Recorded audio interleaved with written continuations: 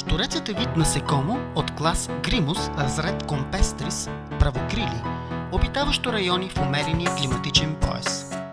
Известен е с това, че чрез триене на твърдите си крила издава особен стържещ звук, който някои оприличават на музика.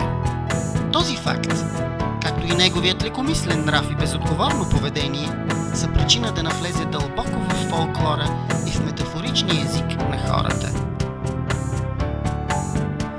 И никога щурците не разбраха, плачеха огромните скали. Небесният покров им беше страха и мрачни скръпни ги изпепели.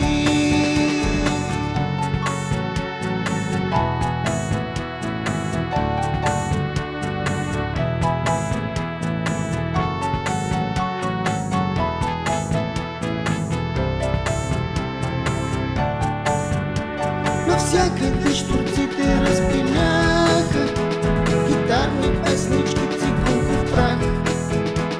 И никога щастливци не узнаха, че някъде си скита лека страх. Идеята да се заменят щурците с изкуствени и да се разпръснат след ливадите и горските треви не е нова. Тя се основава на факта, че звукът, който щурецът издава, може да се имитира прекрасно по електронен път. Очаква се, че подмяната на това сегмично насекомо с негова кибернетична имитация ще подобри нравствените взаимоотношения